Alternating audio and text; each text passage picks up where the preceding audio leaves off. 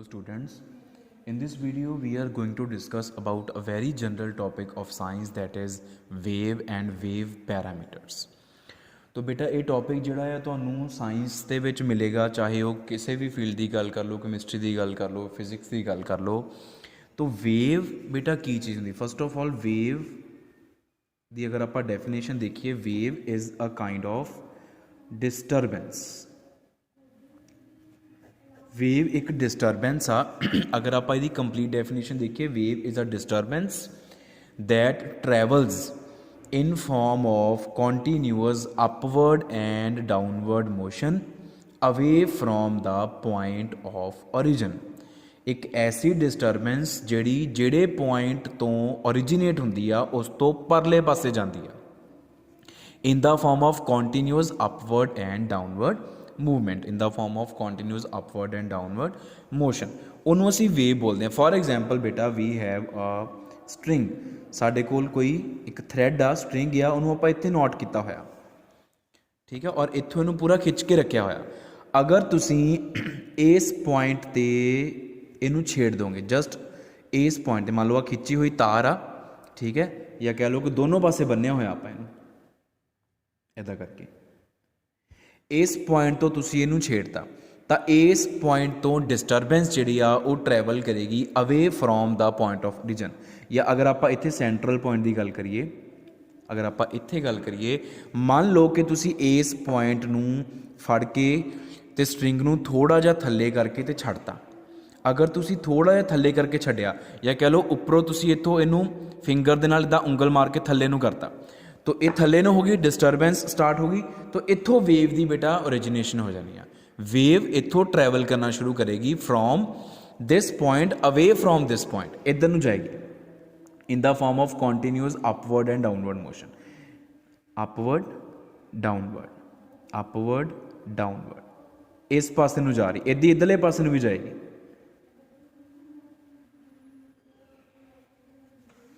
तो आ बेटा wave, this is the representation of a wave. तो वेव की एक डिस्टरबेंस आ सिंपली।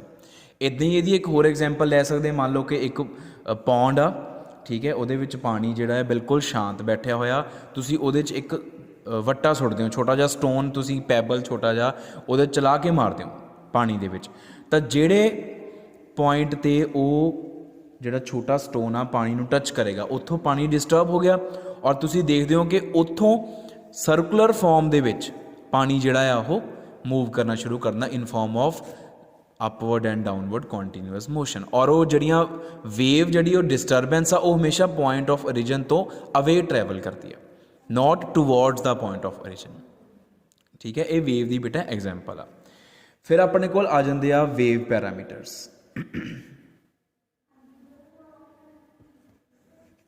जी आ भी आप वेव बनाई आ, वेव ओरिजिनेट हुई आ, वो बेटा असल दे विच जिहड़ी थ्रैड बनी हुई आ उहदी ही मूवमेंट आ।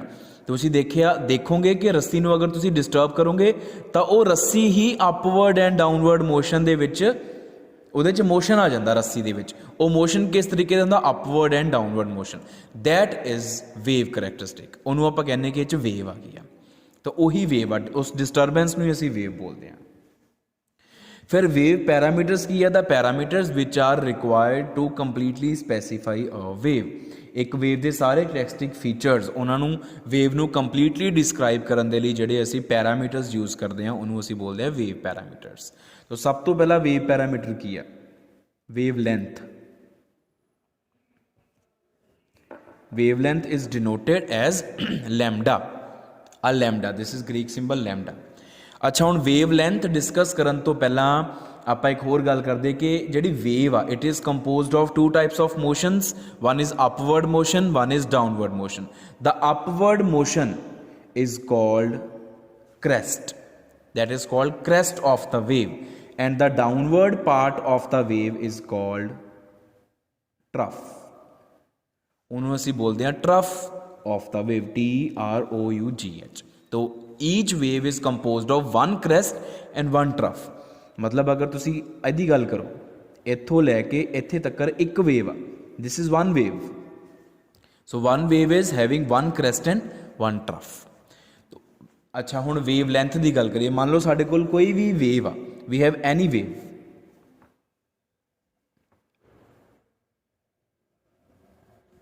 तो वेवलेंथ की है असल दे विच लेंथ ऑफ वन वेव। तो लेंथ ऑफ वन वेव बेटा असी किद्दां फाइंड आउट करते हैं या किद्दां असी स्पैसीफाई करते हैं, distance between any two consecutive crests, any two adjacent crest दे विचकार जो डिस्टेंस आ दैट इज कॉल्ड लैम्डा, आ लैम्डा। और the distance between any two consecutive troughs it is also lambda. Same हुंदा, जो आ डिस्टेंस आ वही आ डिस्टेंस होएगा क्योंकि कॉन्टीन्यूअस मोशन आ। तो दिस इज वेवलेंथ। वेवलेंथ दे ਜਿਹੜੇ यूनिट्स आ, यूनिट्स ऑफ वेवलेंथ ਉਹ ਕਿਹੜੇ ਕਿਹੜੇ ਆਪਾਂ यूज़ करते, लोअर क्लासिस तो पढ़ते आ रहे हैं ये आप ये चीज़। We have because it is length, it is distance, तो डिस्टेंस वाले सारे यूनिट्स इच यूज़ होंगे। मीटर्स एम, अगर आप ਸਮੋਲਰ ਦੀ ਗੱਲ ਕਰੀਏ, वैसे मीटर्स ਦੀ फॉर्म ਦੇ ਵਿੱਚ ਕਦੀ वेवलेंथ मैजर नहीं करते because waves are very very very small. Centimetre, millimetre, CM MM millimetre, centimetres, ठीक है। इस तो इलावा अपने कोल माइक्रोमीटर्स म्यू M, इस तो इलावा नैनोमीटर्स NM, ऑंगस्ट्रॉम ए दे उपर नॉट पा के ऑंगस्ट्रॉम, पीकोमीटर्स PM, ये सारे वेवलेंथ दे यूनिट्स आ। हुण इन्हां सारिਆਂ ਦਾ रिलेशन की है मीटर दे नाल, centimetre 1 centimetre is equal to 10⁻⁻² metres, centimetre is smaller unit. 1 millimetre is equal to 10⁻³ metres.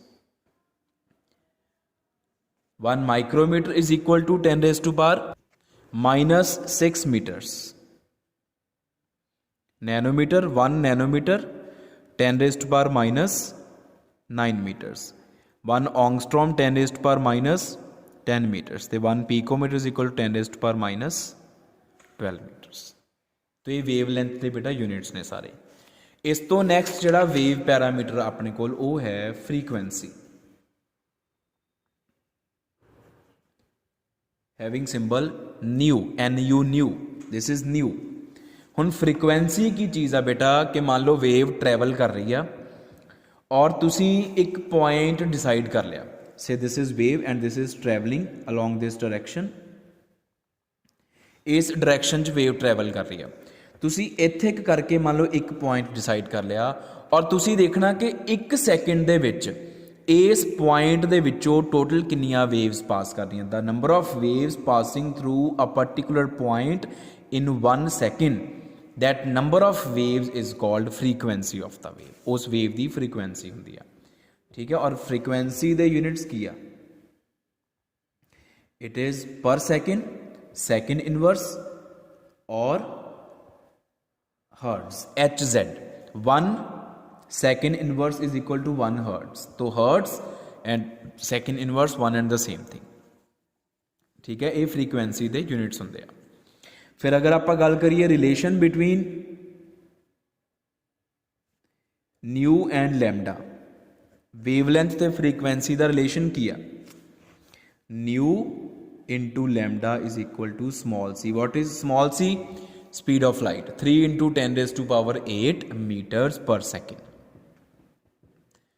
तो फिर इथों आप एक चीज़ होर लिख सकते वो है कि new and wavelength they are inversely proportional to each other. The wave having large wavelength, having high wavelength will have small frequency, less frequency, and vice versa. Then next wave parameter is wave number.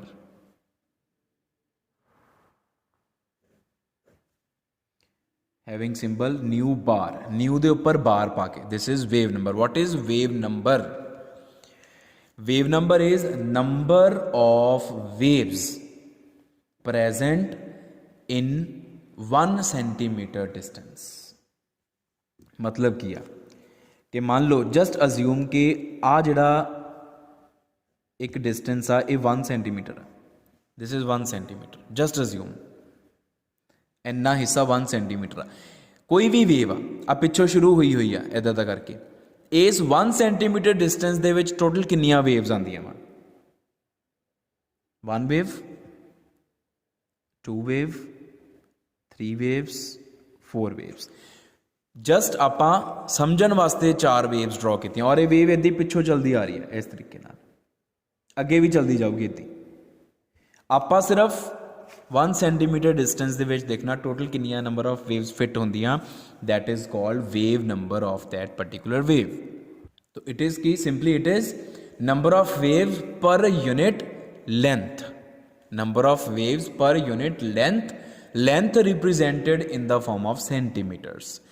ਤੁਹਾਡੀਆਂ books ਦੇ ਵਿੱਚ ਕੀ ਆ, ਇਹਨੂੰ metres ਦੇ ਵਿੱਚ ਵੀ ਲਿਖਿਆ ਹੋ ਸਕਦਾ ਵਾ, ਕਿਸੇ ਵੀ ਯੂਨਿਟ ਦੇ ਵਿੱਚ ਲਿਖਿਆ ਹੋ ਸਕਦਾ, ਬਟ ਯੂਜੂਅਲੀ ਵੇਵ ਨੰਬਰ ਨੂੰ ਬੇਟਾ ਆਪਾਂ ਸੈਂਟੀਮੀਟਰ ਲੈਂਥ ਲੈ ਕੇ ਉਹਦੇ ਵਿੱਚ ਹੀ ਰਿਪਰੈਜ਼ੈਂਟ ਕਰਨਾ। ਤਾਂ ਜਦੋਂ ਵੀ ਤੁਹਾਨੂੰ ਚਲੋ ਅੱਛਾ ਪਹਿਲਾਂ ਆਪਾਂ ਇਹਦਾ ਫਾਰਮੂਲਾ ਲਿਖ ਲਈਏ ਜੋ ਮੈਂ ਦੱਸਣਾ ਚਾਹੁੰਦਾ ਤੁਹਾਨੂੰ। Nu bar is equal to, ਇਹਦਾ ਫਾਰਮੂਲਾ ਕੀ ਆ 1/λ, ਲੈਮਡਾ ਟੇਕਨ ਇਨ ਸੈਂਟੀਮੀਟਰਸ। ਮੈਂ ਆਹ ਚੀਜ਼ ਦੱਸਣੀ ਚਾਹੁੰਦਾ कि अगर ਤੁਹਾਨੂੰ ਵੇਵ ਲੈਂਥ ਦੇ ਰੱਖੀ ਹੈ, ਤੁਹਾਨੂੰ ਵੇਵ ਨੰਬਰ ਕੱਢਣ ਨੂੰ ਕਿਹਾ ਵਾ, ਤੁਸੀਂ ਪਹਿਲਾਂ ਲੈਮਡਾ ਨੂੰ ਵੇਵ ਲੈਂਥ ਨੂੰ ਸੈਂਟੀਮੀਟਰਸ ਦੇ ਵਿੱਚ ਕਨਵਰਟ ਕਰਕੇ ਫਿਰ ਉਹਦਾ ਰੈਸੀਪ੍ਰੋਕਲ ਲੈ ਲਓਗੇ ਤਾਂ ਉਹ ਵੇਵ ਨੰਬਰ ਆ ਜਾਊਗਾ। ਤਾਂ ਵੇਵ ਨੰਬਰ ਦੇ ਫਿਰ ਯੂਨਿਟ ਕੀ ਬਣ ਗਏ ਉਸ ਹਿਸਾਬ ਨਾਲ, unit of wave number is centimetre inverse.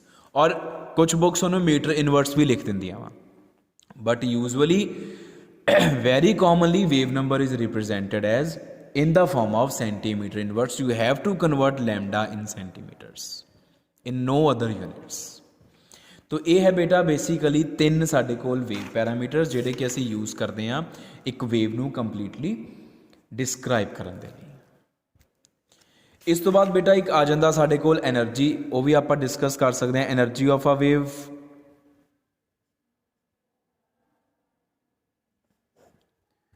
E. Energy of a wave can be calculated if we know frequency of the wave or wavelength of the wave. So what is the formula of E?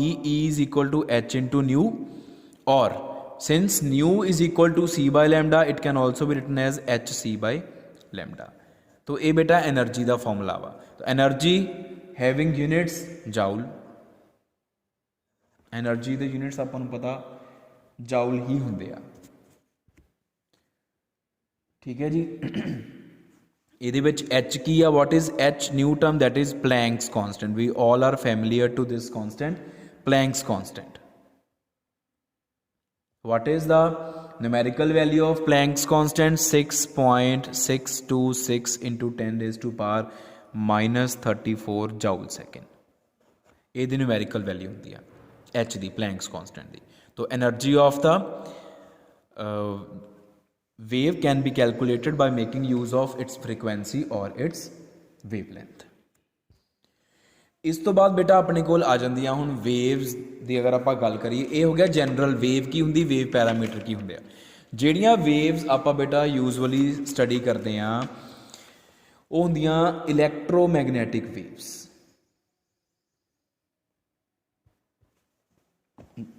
इलैक्ट्रोमैगनैटिक waves, इन्हों आप short form जी EM waves भी बोल दें। EM waves, electromagnetic waves. What are these electromagnetic waves? The waves which are associated with oscillating electric field and the magnetic field. ऐसियां wave जिन्हां दे विच electric field भी होवे ते मैगनैटिक फील्ड भी होवे, इलैक्ट्रिक फील्ड भी ऑसिलेट कर रहा हुंदा, मैगनैटिक फील्ड भी ऑसिलेट कर रहा हुंदा वा। और खासियत की हुंदी है इलैक्ट्रोमैगनैटिक वेव्स की कि इहदे च मान लो कि आ है X axis, this is X axis and this we consider as से Y axis and this is Z axis, ठीक है। 3 एक्सिस हो गए, कोऑर्डिनेट एक्सिस ਜਿਹੜੇ ਆਪਾਂ ਲੋअर क्लासेस तो पढ़ते आ रहे हैं। इलैक्ट्रोमैगनैटिक वेव्स की खासियत की है कि अगर वेव इधर ਨੂੰ ट्रैवल कर रही है, if this is the direction of propagation of the wave,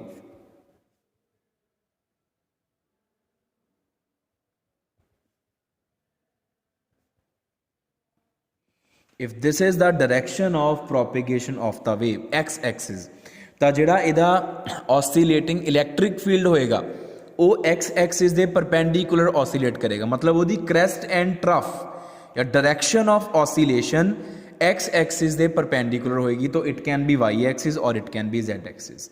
तो let us consider that the electric field is oscillating along Y axis. तो ਉਹਦੀ crest and trough ਇੱਦਾਂ ਹੋਏਗੀ ਉੱਪਰ ਵਾਲੇ ਪਾਸੇ ਨੂੰ।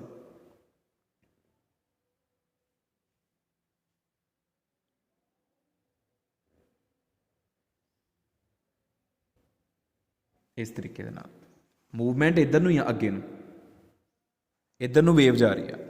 तो this is the oscillating electric field ਜਿਹੜਾ वाई एक्सिस ਦੇ ਅਲੋਂਗ ऑसीलेट कर रहा है। तो ਜਿਹੜਾ फिर मैगनैटिक फील्ड होएगा वो भी इन्होंने दोनों के परपेंडिकुलर होएगा, mutually perpendicular, all three are mutually perpendicular. फिर वो Z एक्सिस के अलोंग वो इस तरीके नाल शो करते हैं आप,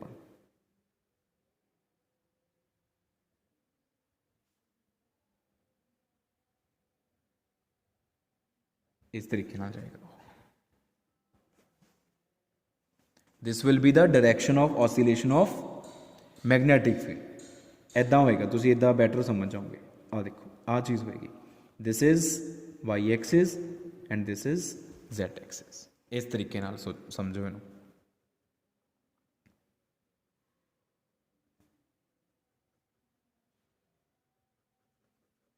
हलो आ चीज़ है।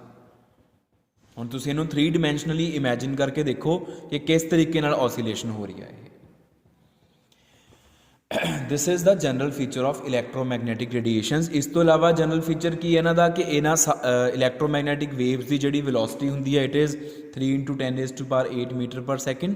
जिहड़ी आपां वेलोसिटी ऑफ लाइट कहने वो सारी इलैक्ट्रोमैगनैटिक वेव्स की सेम हुंदी है वेलोसिटी 3 × 10⁸। इन्हां च oscillating electric field magnetic field हुंदे आ, ठीक है।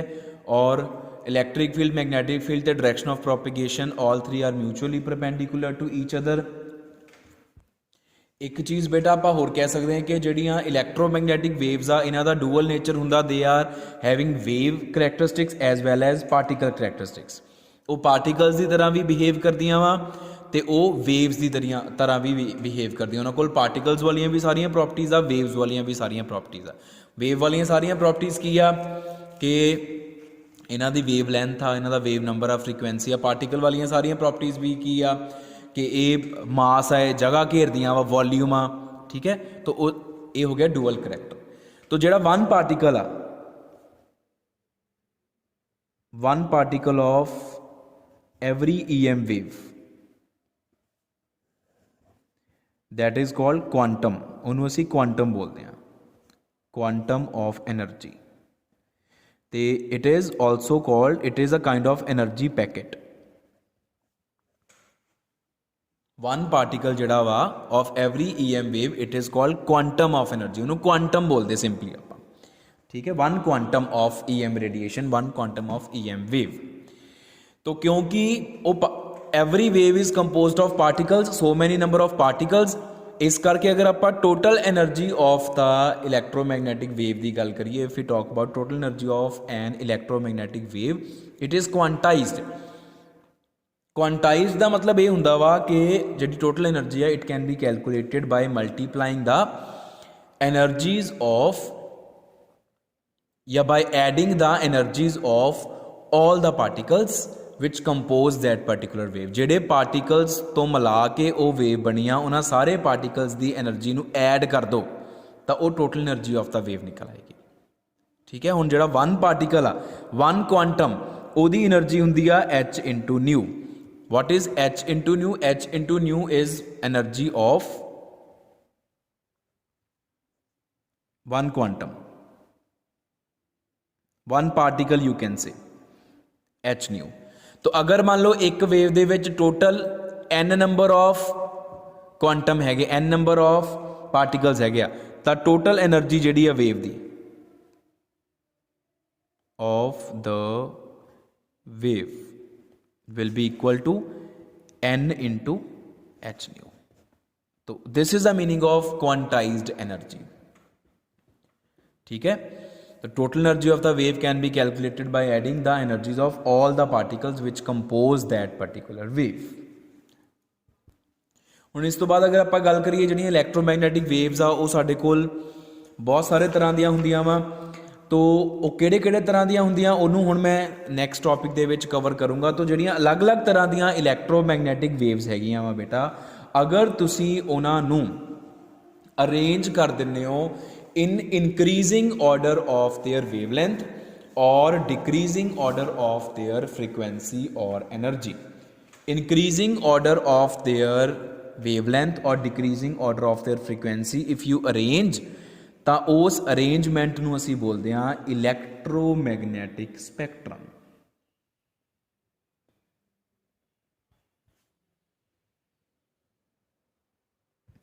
ਉਹਨੂੰ ਆਪਾਂ ਇਲੈਕਟ੍ਰੋਮੈਗਨੈਟਿਕ ਸਪੈਕਟਰਮ ਦਾ ਨਾਮ ਦਿੰਦੇ ਹਾਂ। तो डिफरेंट तरह दियाँ ਜਿਹੜੀਆਂ ਸਾਡੇ ਕੋਲ EM वेव्स ਆ ਉਹ ਕਿਹੜੀਆਂ ਵਾ? कॉस्मिक रेज, ठीक है जी। Cosmic rays are the rays radiations of highest energy, of highest frequency. Then we have gamma rays,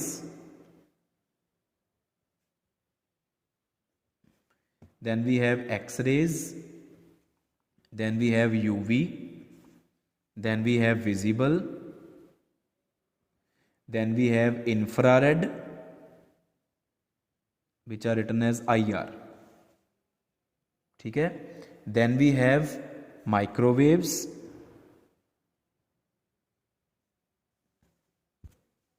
and then we have radio waves। तो ये साडे कोल 8 तरह ਦੀਆਂ ਮੇਨ EM ਰੇਡੀਏਸ਼ਨਸ ਹੁੰਦੀਆਂ। ਅੱਗੋਂ ਇਹਨਾਂ ਨੂੰ ਆਪਾਂ ਫਰਦਰ ਡਿਵਾਈਡ ਕਰ ਦਿੰਦੇ, ਜਿੱਦਾਂ UV ਰੇਡੀਏਸ਼ਨਸ ਦੇ ਪਾਰਟ ਹੁੰਦੇ ਆ। ਅੱਗੋਂ UV ਰੇਡੀਏਸ਼ਨਸ ਨੂੰ ਆਪਾਂ ਅੱਗੋਂ ਫਰਦਰ ਡਿਵਾਈਡ ਕਰ ਦਿੰਦੇ ਨੀਅਰ UV ਫਾਰ UV। ਤਿੰਨ ਇਹਦੀਆਂ ਆਪਾਂ 3 ਰੀਜਨਸ ਛੋਟੇ ਡਿਵਾਈਡ ਕਰ ਦਿੰਦੇ ਆ।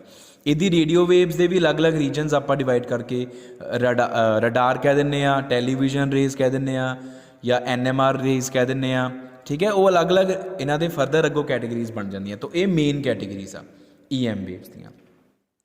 तो अगर आप ऊपर तो नीचे वाल नूं आने, if we come downward, arrangement की हुई है इस तरीके नाल अगर आप आने तो जिहड़ी वेव लेंथ आ इट इनक्रीजेस, बट जिहड़ी एनर्जी आ इट डिक्रीजेस। फ्रीक्वेंसी या एनर्जी वो डिक्रीज करती है। मतलब कॉस्मिक रेज की एनर्जी सब तो ज़्यादा तो रेडियो वेव्स की एनर्जी सब तो घट होएगी। बाकी अगर तुसी इन्हां दियां फ्रीक्वेंसी रेडिएशन फ्रीक्वेंसी रीजनस देखने आ तो मैं तुहानूं इत्थों डायरैक्टली दिखा देना बुक तो लिखण की बजाय। आ देखो, अगर आप कॉस्मिक रेज की गल करिए, कॉस्मिक रेज का जिहड़ा रीजन आ वो आ रहा होया इत्थों लैके इत्थे तक 10⁻22 तो 10⁻20 या 10⁻20 तो नीचों शुरू कर लो। आ सारा रेडियो फ्रीक्वेंसी रीजन है, रेडियो वेव जिन्होंने आप बोलिया, this is radio wave region, radio frequency region. 10⁻6 तो लैके 10⁻10, उस तो बाद 10⁻10 तो लैके 10⁻12 वो माइक्रोवेव रीजन आ गया। फिर 10⁻12 तो लैके इत्थे आ गया आप 10⁻14, 14 तो 10⁻12 तो लैके 10⁻14 तक इंफ्रारेड रीजन आ गया, IR रीजन। दैन 14 तो लैके 16 तक विजिबल एंड UV रीजन आ गया। दैन 10⁻16 तो 10⁻18 एक्सरे रीजन, 10⁻18 तो 10⁻20 गामा रे रीजन, 10⁻20 तो 10⁻22 it is cosmic ray region. तो ये इन्हां दियां फ्रीक्वेंसी रीजनस आ, फ्रीक्वेंसी रेंज आ भी इन्नी फ्रीक्वेंसी तो लैके इन्नी फ्रीक्वेंसी दे विच जिहड़ियां रेडिएशनस आणगियां उन्हां नूं असीं द फॉर एग्जाम्पल कोई भी रेडिएशन आ जिहदी फ्रीक्वेंसी हैगी आ 10⁻6 तो लैके 10⁻10 दे विच तां वो सारी रेडियो फ्रीक्वेंसी वेव्स मन्नियां जाणगियां, रेडियो वेव्स मन्नियां जाणगियां। कोई ऐसी रेडिएशन आ जिहदी फ्रीक्वेंसी हैगी आ 10⁻, यू कैन से 15, द 10⁻15 आ रहा 10⁻14 तो लैके 10⁻16 दे विच तो वो UV विजिबल रीजन दे विच रहेगी। इस तरीके दे नाल आपां इन्हां दी एक रेंज सैट की हुई है। तो ये बेटा साडे कोल हैगियां वा इलैक्ट्रोमैगनैटिक रेडिएशनस दी अलग अलग types with highest energy with lowest energy. हुण जे आपां इन्हां दी जिद्दां हुण आपां कह रहे कि वेवलेंथ थल्ले जांदे जांदे इनक्रीज कर रही है, वो भी चीज़ आपां किद्दां शो कर सकते हैं। देखो वेवलेंथ इनक्रीज करनी है थल्ले जांदे जांदे, फ्रीक्वेंसी डेफिनेटली डिक्रीज हो जाएगी। इस तरीके नाल आपां शो करते वेव्स नूं। पहला वेव्स टाइट रखनियां, उस तो बाद वेव्स नूं थोड़ा थोड़ा खोलना शुरू कर दो और नीचे आंदे आंदे जिन्ना ज़्यादा नीचे नूं आई जाओगे उन्ना वेव्स नूं ज़्यादा खोली जाओ। इस तरीके ਦੇ ਨਾਲ ਸ਼ੋ ਕਰ ਸਕਦੇ ਹਾਂ। ਦੇਖੋ ਜਿੱਦਾਂ ਜਿੱਦਾਂ ਨੀਚੇ ਆ ਰਹੇ ਆ ਵੇਵਲੈਂਥ ਵੱਧਦੀ ਜਾ ਰਹੀ ਆ। ਵੇਵਲੈਂਥ ਕੀ ਹੁੰਦੀ ਹੈ? ਦੋ ਕ੍ਰੈਸਟ ਦੇ ਵਿਚਕਾਰ ਡਿਸਟੈਂਸ। ਆ ਡਿਸਟੈਂਸ ਕਿੰਨਾ ਜ਼ਿਆਦਾ ਵਾ? ਇੱਥੇ ਅਗਰ ਤੁਸੀਂ ਦੋ ਕ੍ਰੈਸਟ ਦੇ ਵਿਚਕਾਰ ਡਿਸਟੈਂਸ ਦੇਖੋਗੇ ਉਹ ਕਿੰਨਾ ਘੱਟ ਆ। ਠੀਕ ਹੈ, ਤਾਂ ਉਹ ਵੱਧਦਾ ਜਾ ਰਿਹਾ। So this is all about the very basics of waves. What are wave parameters and electromagnetic waves, which are very usually studied.